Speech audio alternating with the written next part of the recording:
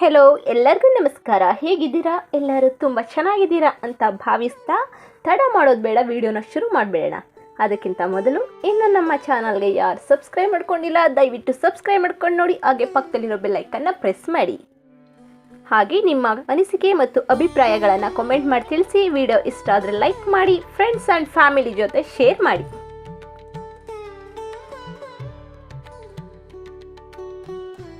ಇವಳ ಹೆಸರು ಮಾಧವಿ. ಇವಳು ಅಪ್ರತಿಮ ಸುಂದರಿ, ಸೌಂದರ್ಯದ ಗಣಿ ಅಂತಾನೆ ಹೇಳ್ಬೋದು.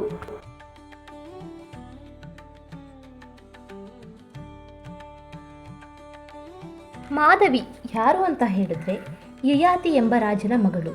ಯಯಾತಿ ಮಹಾಭಾರತದ ಮೂಲ ಪುರುಷ ಅಥವಾ ಆದಿಪುರುಷ ಅಂತ ಹೇಳ್ಬೋದು. ಇವನು ಪ್ರತಿಷ್ಠಾನ ನಗರದ ಪ್ರತಿಷ್ಠಿತ ಮಹಾರಾಜನಾಗಿರ್ತಾನೆ. ಇವನು ಚಂದ್ರವಂಶಕ್ಕೆ ಸೇರಿರ್ತಾನೆ. ಇವನಿಗೆ 5 ಜನ ಗಂಡು ಮಕ್ಕಳು, ಒಬ್ಬಳು ಮಗಳು. ಅವಳಂತೂ ಅದ್ಭುತ ಅತಿಲೋಕ ಸುಂದರಿ ಅಂತ ಹೇಳಿದ್ರು ತಪ್ಪಾಗಲಾರದು.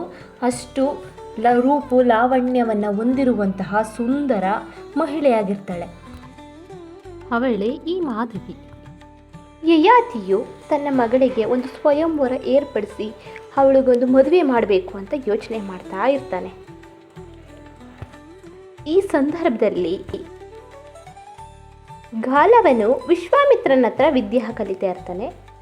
ಆ ವಿದ್ಯಾಭ್ಯಾಸ ಎಲ್ಲ ಮುಗಿಯುವ ಹೊತ್ತು ಅವನು ವಿದ್ಯೆಯನ್ನು ಕಲಿತು ತನ್ನ ಸ್ಥಳಕ್ಕೆ ಅವನು ತೆರಳಬೇಕಾಗಿರುತ್ತೆ. ಅಂಥ ಸಂದರ್ಭದಲ್ಲಿ ವಿಶ್ವಾಮಿತ್ರನಲ್ಲಿ ಬಂದು ಗಾಲವ, ಗುರುಗಳೇ, ನೀವು ನನಗೆ ವಿದ್ಯೆ ಕಲಿಸಿದ್ದೀರಿ, ಅದ್ರ ದಕ್ಷಿಣೆಯಾಗಿ ನಿಮಗೆ ಏನು ಕೊಡಲಿ, ನಿಮ್ಗೆ ಏನು ಬೇಕು ಅದನ್ನು ಕೇಳಿ, ನನ್ನ ಗುರು ದಕ್ಷಿಣೆಯಾಗಿ ಏನಾದರೂ ತಗೊಳ್ಳಿ ನನ್ನಿಂದ ಅಂತ ಹೇಳ್ತಾನೆ. ಆಗ ವಿಶ್ವಾಮಿತ್ರ ಹೇಳ್ತಾನೆ, ಬೇಡ, ನನಗೆ ಏನೂ ಬೇಡ ಅಂತ ಹೇಳಿದಾಗ ಗಾಲವ ಹೇಳ್ತಾನೆ, ಇಲ್ಲ ಗುರುಗಳೇ, ಹಾಗೆ ಮಾತ್ರ ಅನ್ನಕ್ಕೆ ಹೋಗಬೇಡಿ. ಗುರುದಕ್ಷಿಣೆ ತಗೊಳ್ಳಿಲ್ಲ ಅಂದರೆ ನೀವು ನನಗೆ ಕೊಟ್ಟಿರುವ ವಿದ್ಯೆ ಫಲಕಾರಿ ಆಗೋದಿಲ್ಲ, ಅದು ಯಾವುದಕ್ಕೂ ಪ್ರಯೋಜನಕ್ಕೆ ಬರೋದಿಲ್ಲ. ದಯಮಾಡಿ ನೀವು ಆ ಥರ ಹೇಳಬೇಡಿ. ಏನಾದರೂ ಆಗಲಿ, ಯಾವುದು ಬೇಕು ಏನು ಬೇಕು ಕೇಳಿ, ನನ್ನನ್ನು ಕೇಳಿ ನಾನು ನಿಮಗೆ ಗುರುದಕ್ಷಿಣೆಯಾಗಿ ಕೊಡ್ತೀನಿ ಅಂತ ಹಠಕ್ಕೆ ಬೀಳ್ತಾನೆ. ಇದನ್ನು ನೋಡಿದ ವಿಶ್ವಾಮಿತ್ರನಿಗೆ ಕೋಪ ಬಂದು, ನನಗೆ ಮೈಯೆಲ್ಲ ಬೆಳ್ಳಗಿರುವ ಮತ್ತು ಒಂದು ಕಿವಿ ಮಾತ್ರ ಕಪ್ಪಗಿರುವಂತಹ 800 ಕುದುರೆಗಳು ಬೇಕು ಎಂದು ಆಜ್ಞಾಪಿಸ್ತಾನೆ. ಗಾಲವನು ಇಂಥ ಕುದುರೆಗಳನ್ನು ಹುಡುಕೊಂಡು ಬರ್ತಾ ಇರ್ತಾನೆ. ಬರಬೇಕಾದ್ರೆ ಗುರುತಂತ್ರ ಮುನಿ ಹತ್ರ ಹೋಗ್ತಾನೆ. ಅವ್ರ ಸಲಹೆಯ ಮೇರೆಗೆ ಯಯಾತಿಯ ಬಳಿ ಬರ್ತಾರೆ. ಯಯಾತಿಯ ಬಳಿ ಬಂದುಬಿಟ್ಟು ತಾನು ಕೊಡಬೇಕಾದ ಗುರುದಕ್ಷಿಣೆಯ ಬಗ್ಗೆ ಯಯಾತಿಯ ಬಳಿ ಹೇಳ್ತಾನೆ.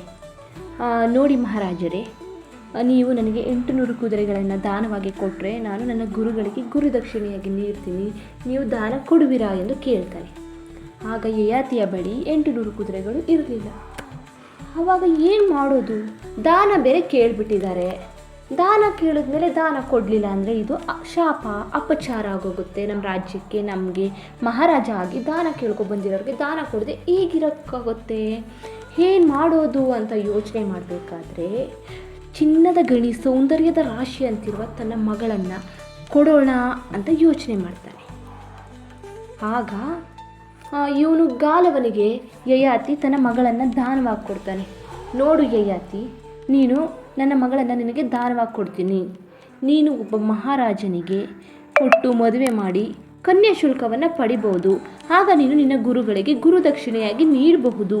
ನೋಡು ಏನಂತೀಯ ಅಂತ ಕೇಳಿದಾಗ ಸರಿ ಆಯಿತು ಅಂತ ಗಾಲವ ತನ್ನ ಮಗಳನ್ನು, ಅಂದರೆ ಯಯಾತಿಯ ಮಗಳನ್ನು ಕರ್ಕೊಂಡೋಗಲು ಸಿದ್ಧನಾಗ್ತಾನೆ. ಮಾಧವಿ ಹುಟ್ಟಿದಾಗ ಹೆಣ್ಣು ಅನ್ನೋ ಕಾರಣಕ್ಕೆ ತುಂಬ ಕಷ್ಟವನ್ನು ಅನುಭವಿಸಿದ್ಲು. ಅದಾದ ನಂತರ ಹುಟ್ಟಿದಾಗ ತಾಯಿಯನ್ನು ಕಳ್ಕೊಂಡ್ಳು. ದರಿದ್ರ, ಹುಟ್ಟಿದ ತಕ್ಷಣ ತಾಯಿ ತಿನ್ಕೊಂಡು ಪಾಪಿ ಅಂತ ಎಲ್ಲ ಹೇಳಿ ಸ್ವಲ್ಪ ಯೌವನಾವಸ್ಥೆಗೆ ಬಂದಳು. ಅದಾದ ನಂತರ ತನ್ನ ಸ್ವಯಂವರದ ಕನಸನ್ನು ಕಂಡಿದ್ಲು. ಯಯಾತಿ ತನ್ನ ಸ್ವಂತ ಮಗಳನ್ನೇ, ಅದು ತಾಯಿ ಇಲ್ದಿರೋ ತಬ್ಬಲಿಯನ್ನು ಯಾರಿಗೋ ದಾನ ಕೊಟ್ಟು ತುಂಬ ದೊಡ್ಡ ತಪ್ಪು ಮಾಡಿಬಿಟ್ಟಿದ್ದ. ಪಾಪ ಈ ಕಡೆ ಮಾಧವಿಗೆ ಹೋಗೋದಕ್ಕೂ ಆಗೋದಿಲ್ಲ, ಇತ್ತ ಅಪ್ಪನ ಹೇಳಿದ್ದ ಮಾತನ್ನು ಪಾಲಿಸದೆ ಇರೋಕ್ಕೂ ಆಗದೆ ಏನು ಮಾಧವಿಯ ಮಲತಾಯಿ ಒಂದೇ ಒಂದು ಮಾತು ಬೇಡ ಅಂತ ಹೇಳಿದ್ರು ಸಹ ಮಾಧವಿಗೆ ಈ ಥರ ಪರಿಸ್ಥಿತಿ ಬರ್ತಾ ಇರಲಿಲ್ವೇನೋ. ಗಾಲವ ಮಾಧವಿಯನ್ನು ಕರ್ಕೊಂಡು ಮೊದಲದಾಗಿ ಅಯೋಧ್ಯ ನಗರದ ರಾಜ ಇರ್ತಾನೆ. ಅವನ ಹೆಸರು ಅರ್ಯಶ್ವ. ಅವನಲ್ಲಿಗೆ ಕರ್ಕೊಂಡು ಹೋಗ್ತಾನೆ. ತಾನು ಕೊಡಬೇಕಾದ ಗುರುದಕ್ಷಿಣೆಯ ಬಗ್ಗೆ ಎಲ್ಲ ವಿವರ ನೀಡ್ತಾನೆ. ನನಗೆ 800 ಕುದುರೆಗಳು ಬೇಕಾಗಿದೆ, ನೀವು ಕೊಡಿ, ಮಹಾದೇವಿಯನ್ನು ನಿಮ್ಮ ಹತ್ರ ಇಟ್ಕೊಳ್ಳಿ ಅಂತ. ಆಗ ರಾಜ ಅಂತಾನೆ, ಇಲ್ಲ, ನನ್ನ ಹತ್ರ ಇರೋದು ಕೇವಲ 200 ಕುದುರೆಗಳು ಮಾತ್ರ, ನೀನು ಬೇಕಾದರೆ ಮಾಧವಿಯನ್ನು ಇಲ್ಲಿ ಬಿಟ್ಟು ಮತ್ತೆ ಕರ್ಕೊಂಡು ಹೋಗು ಅಂತ ಹೇಳ್ತಾನೆ. ಅವನು ಸಹ ಅಲ್ಲಿ ಮಾಧವಿಯನ್ನು ಕೆಲವು ಕಾಲ ಅಲ್ಲಿ ಬಿಡ್ತಾನೆ. ತನ್ನ ಸುಖಕ್ಕಾಗಿ ಅವಳನ್ನ ಬಳಸ್ಕೊಂಡು ಒಂದು ಪುತ್ರ ಸಂತಾನವನ್ನು ಪಡಿತಾನೆ. ಗಾಲವ ಕುದುರೆಯನ್ನು ಪಡೆಯೋಕ್ಕೋಸ್ಕರ ಬಾಡಿಗೆ ರೀತಿ ರಾಜನಿಗೆ ಒಪ್ಪಿಸ್ತಾನೆ ಮಾಧವಿಯನ್ನು. ಅದಾದ ನಂತರ ಅವಳು ಗರ್ಭವತಿ ಆಗ್ತಾಳೆ. ಆಮೇಲೆ ಒಂದು ಮಗುಗೆ ಜನ್ಮ ಕೊಡ್ತಾಳೆ.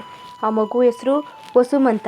ನಾನು ಕೇವಲ ಪುತ್ರ ಸಂತಾನಕ್ಕೋಸ್ಕರ ನನ್ನ ಬಳಸ್ಕೊತಾ ಇದ್ದಾರೆ, ನಾನು ಒಂದು ವಸ್ತು ರೀತಿ ಬಳಕೆ ಆಗ್ತೀನಿ ಅಂತ ತುಂಬ ಮರುಗ್ತಾಳೆ ಮಾಧವಿ.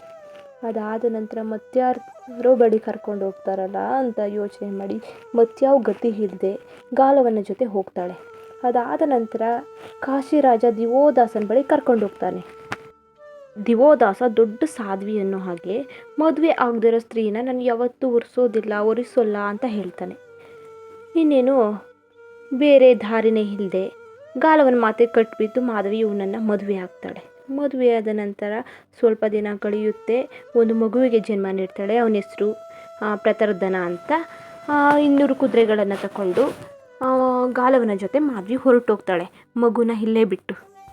ಮತ್ತೆ ಯಥಾವತ್ತಾಗಿ ಮಾಧವಿ ಗಾಲವನ ಜೊತೆ ಹೋಗ್ತಾಳೆ. ಅಲ್ಲಿ ಭೋಜ ದೇಶದ ಅಧಿಪತಿ ಹುಶೀನ ಇರ್ತಾನೆ. ಅವನ ಬಳಿಯೂ ಸಹ 200 ಕುದುರೆಗಳಿರುತ್ತೆ. ಅವನಿಗೂ ಸಹ ಮಾಧವಿಯನ್ನು ಬಾಡಿಗೆಗೆ ನೀಡಿ ಒಂದು ಪುತ್ರ ಸಂತಾನನ ಕೊಡ್ತಾನೆ. ಅವನ ಹೆಸರು ಪುತ್ರೋತ್ಸವ ಅಂತ. ಗಾಲವ 3 ಜನ ರಾಜರ ಬಳಿ 200 ತಲಾ 200 ಕುದುರೆಗಳು ಅಂತ ಒಟ್ಟು 600 ಕುದುರೆಗಳನ್ನು ಇಸ್ಕೊಂಡು ಮಾಧವಿಯನ್ನು ಕರ್ಕೊಂಡು ಹೋಗ್ತಾನೆ. ಆದರೂ ಸಹ ತನ್ನ ಗುರುದಕ್ಷಿಣೆ ಕೊಡೋದಕ್ಕೆ ಇನ್ನೂ 200 ಕುದುರೆ ಸಾಲೋದಿಲ್ಲ. ಏನು ಮಾಡೋದು, ಈಗ ಎಲ್ಲಿ ಕರ್ಕೊಂಡೋಗೋದು ಅಂತ ಯೋಚನೆ ಮಾಡಬೇಕಾದ್ರೆ ತನ್ನ ಗುರುಗಳಾದಂತಹ ಇನ್ನು ಉಳಿದ 200 ಅಶ್ವಗಳಿಗೆ ಮಾಧವಿಯನ್ನೇ ಕೊಟ್ಟರಾಯಿತು ವಿಶ್ವಾಮಿತ್ರನಿಗೆ ಅಂದ್ಕೊಂಡು ಮಾಧವಿನ ಕರ್ಕೊಂಡು ಆಶ್ರಮಕ್ಕೆ ಹೋಗ್ತಾನೆ. ಅವರೆಲ್ಲ ರಾಜರ ಹತ್ರ ಕರ್ಕೊಂಡು ಹೋಗೋದು ಬದಲು ನನ್ನ ಹತ್ರನೇ ಕರ್ಕೊಬಂದಿದ್ರೆ 800 ಕುದುರೆಗಳನ್ನು ನಾನೇ ಕೊಡ್ತಾ ಇದ್ನಲ್ಲ, ಈ ಗುರು ದಕ್ಷಿಣೆನ ಅದನ್ನೇ ಪಡ್ಕೊತಾ ಇದ್ನಲ್ಲ ಅಂತ ಹೇಳಿ ಇವನು ಸಹ ಮಾಧವಿ ಹತ್ರ ಲೀನಳಾಗಿ ಅಷ್ಟಕ ಅನ್ನೋ ಮಗನ ಪಡಿತಾನೆ. ಕೊನೆಗೆ ಗಾಲವತನ ಗುರುದಕ್ಷಿಣೆ ಎಲ್ಲ ತೀರ್ತು ಅಂತ ಹೇಳಿ ಮಾಧವಿಯನ್ನು ಮತ್ತೆ ಯಯಾತಿಯ ಬಳಿ ಒಪ್ಪಿಸೋಕೆ ಹೋಗ್ತಾನೆ. ಈ ಘಟನೆ ಎಲ್ಲನೂ ಯಯಾತಿಯ ಬಳಿ ಹೇಳ್ತಾನೆ. ಆದರೆ ಯಯಾತಿಗೆ ತುಂಬ ಕೋಪ ಬಂದ್ಬಿಡುತ್ತೆ. ಏನು ನನ್ನ ಮಗಳನ್ನ ಮದುವೆ ಮಾಡುವಂತ ಕೊಟ್ಟಿದ್ದು, ಆದರೆ ನೀನು ಈ ಥರ ಮಾಡಿದ್ದೀಯ ಅಂತ. ಏನು ಮಾಡೋಕ್ಕಾಗುತ್ತೆ, ದಾನವಾಗಿ ಕೊಟ್ಟಿದ್ದು ಏನು ಮಾಡೋಕ್ಕಾಗೋದಿಲ್ಲ ಅಂತ ತನ್ನಲ್ಲಿಯೇ ನೋವನ್ನು ನುಂಗ್ಕೋತಾನೆ. ಯಯಾತಿಯು ಗಾಲವ ಒಬ್ಬ ಮುನಿ, ಅದಕ್ಕಿಂತ ಹೆಚ್ಚಾಗಿ ನಮ್ಮ ಅತಿಥಿ ಅಂತ ಹೇಳಿ ಅವನ ಮೇಲೆ ಯಾವುದೇ ಕೈ ಮಾಡದೆ ಯಾವುದೇ ಅಪವಾದ ಎಸಗದೆ ಸುಮ್ಮನಾಗೋಗ್ತಾನೆ. ಆಗ ತನ್ನ ಮಗಳನ್ನು ಒಂದು ಪಶು ರೀತಿ ಆಗಬೇಕೋ ಹಾಗೆ ಪ್ರಾಣಿಗಳ ರೀತಿ ಕ್ರೂರವಾಗಿ ನಡೆಸ್ಕೊಂಡಿರೋದು ನೋಡಿ ಅವನಿಗೆ ತುಂಬ ದುಃಖ ಆಗುತ್ತೆ. ಈಗಲಾದ್ರೂ ನನ್ನ ಮಗಳಿಗೆ ಒಂದು ಸ್ವಯಂವರ ಮಾಡೋಣ, ಅವಳನ್ನು ಒಂದು ಕಡೆ ಮದುವೆ ಮಾಡಿ ಕಳಿಸೋಣ ಅಂತ ಹೇಳಿ ಒಂದು ಸ್ವಯಂವರವನ್ನು ಏರ್ಪಡಿಸ್ತಾನೆ. ಸ್ವಯಂವರ ಏರ್ಪಡುತ್ತೆ. ಎಲ್ಲರೂ ಸ್ವಯಂವರದಲ್ಲಿ ಎಲ್ಲ ರಾಜರುಗಳು ಬಂದಿರ್ತಾರೆ. ಅದಕ್ಕಿಂತ ಹೆಚ್ಚಾಗಿ ಹಿಂದಿನೇ ಇದ್ದ ರಾಜರುಗಳು ಬರ್ತಾರೆ.